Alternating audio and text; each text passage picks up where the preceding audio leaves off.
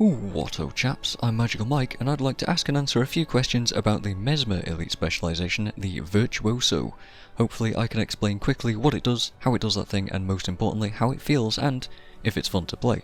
And if you like the video then do please leave a like and consider subscribing. Thanks. First up, let's see what ArenaNet thinks the Virtuoso is all about, then I'll take it through some dragon response missions, some strikes and some open world mobs.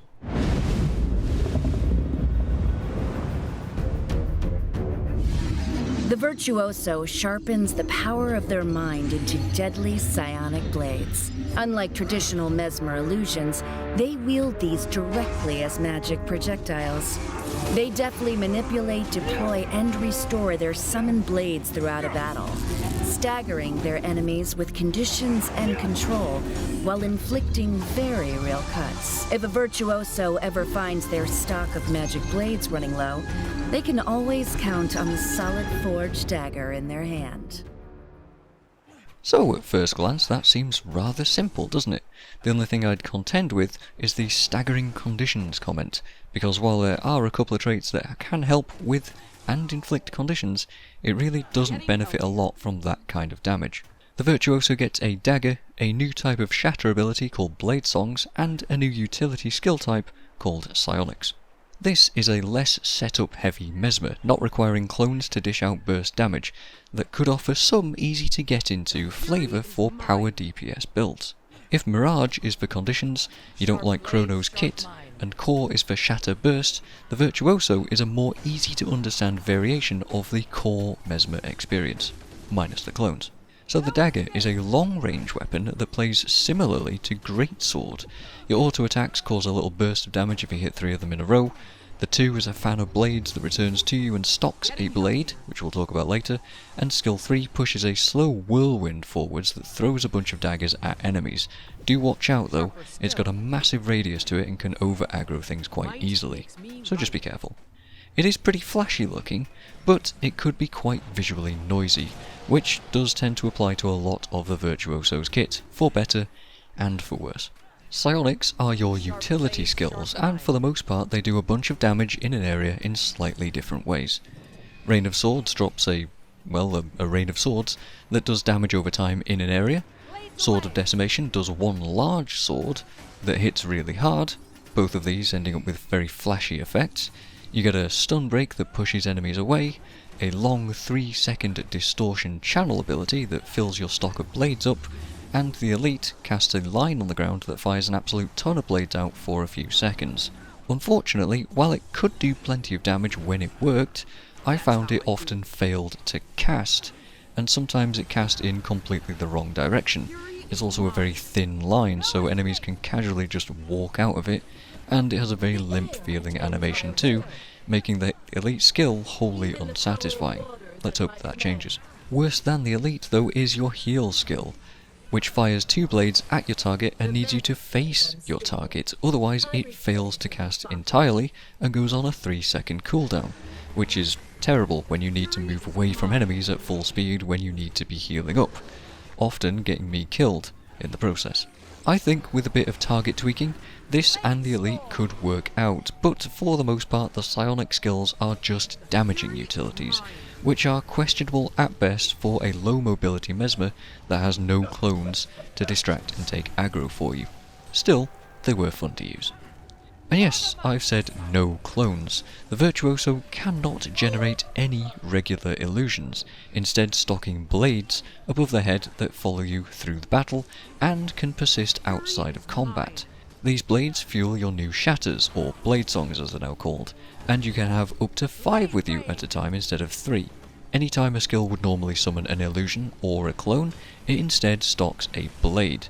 So Dagger 2 has one, Scepter auto attacks make them, stuff like that. Along with that, any phantasms that you'd normally create do their regular attack and then stock a blade after they're done also. For what it's worth, by the way, I love the detail on these floating purple blades, and I really do enjoy the blade song animations too. F1 remains your standard damage shatter, F2 your standard condition shatter, F3 for daisies, and F4 is no longer a distortion, but a channeled block ability with minor counter damage for melee attackers. All of the animations on these shatters are slightly different, considering they just shoot blades at the target, and I appreciate the effort gone into them to make them fun to use. They do, however, have a cast time. They're not instant anymore, like every other Mesmer shatter skill was, so they can take a little bit of getting used to. You'll also find that if you want to use them reactively in a situation, that you'll have a harder time doing it because of that small delay. This is especially painful for the F3, as dazing a key skill is going to be much more reliant on prediction.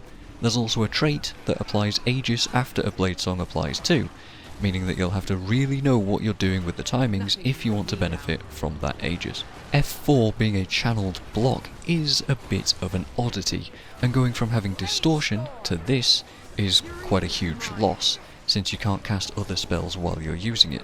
You can't cover a heal with it, or pull off a res, for example, and you'll feel it when you need to use it. It also incentivizes you to stay in melee to dish out that counter damage, but it's ultimately very weak right now, though it can be a way to generate a few blades in an emergency with one of the Grandmaster traits, granting you a blade every time you block an attack, which could buy you a little time for cooldowns or give you a good counterattack opportunity. The biggest problem for me though was needing to face your target to activate any of these skills again. Often I'll find myself running away from an enemy and instinctively using a blade skill as if it were a core shatter, putting it on that short cooldown for a failed cast and ultimately not getting the benefit. You can, of course, just whip your camera around to face the enemy for a brief period, but that feels kind of awkward. I think these things should probably just be able to fire behind you. I also found that the Virtuoso had a number of things that worked quite strangely like that.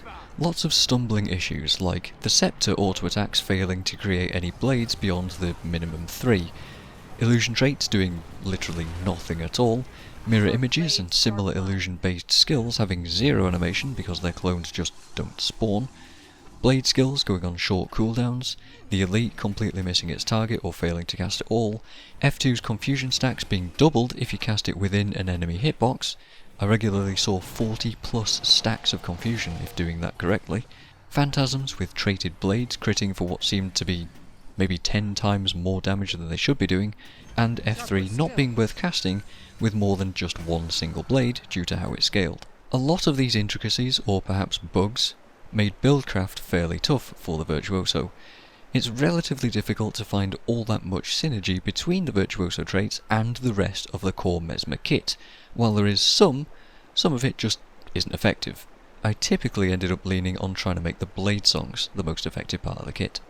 I did manage to make a working condition build that could use Scepter to generate blades, Pistol to augment that with bleeds, and Staff or Torch as a weapon swap. And while it did okay, it certainly didn't shine. It was a much slower playstyle that lacked a lot of options that a power build would have. Pretty much all of its damage came from Phantasms and the F2, needing Signet of Illusions to be able to use that shatter more than once every, say, decade. The main problem with Condi though, is that the traits barely support it.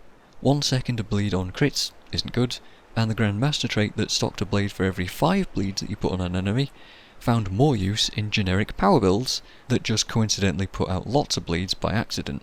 If you want to play a Condition Virtuoso, it is doable, but honestly you should just play Mirage instead. So in the end I settled on a power build for pretty much everything. There is a full DPS build with absolutely zero quality of life, but it does get battered and smushed in tougher content if you have no support. I took it to the Bone Skinner and had a noticeably rougher time getting stuck in animations and cast times while being assaulted by constant damage over time from the ads and the pulsing AoE, though, to be honest, my team comp wasn't really cleaving the ads at all and it could have just been them. Who knows? So, after I added a few bits of quality of life to the build, I found it a ton easier to pick up and play. I gave it the ability to stock a blade on successful blocks and evades, whilst also throwing one back at the enemy. It got Aegis whenever it used a blade song, Sword Offhand had a block, Dagger 2 and Greatsword 2 stocked blades, and 2 Greatsword Phantasms stocked a further 2 when they despawned, meaning that I had access to plenty of defensive boons and skills, strong ranged damage, a bunch of blades to fuel blade songs, and the Illusions trait line to improve them too. While solo DRMs with challenges were much harder than the Harbinger, I think it offers enough tools for good players to take advantage of them.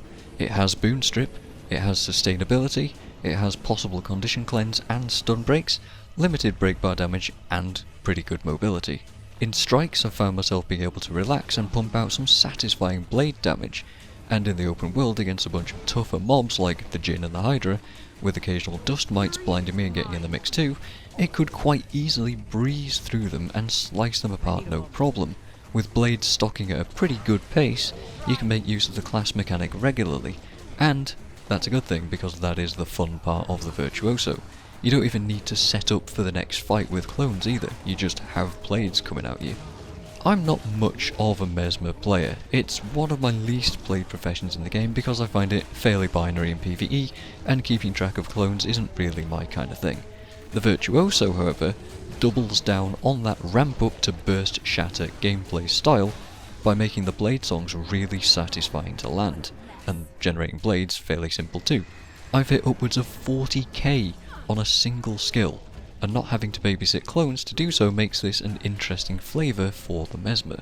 It simplifies the profession slightly, and if you've ever fancied trying Mesmer out but thought it was a little bit too complex or clunky, you might like the Virtuoso.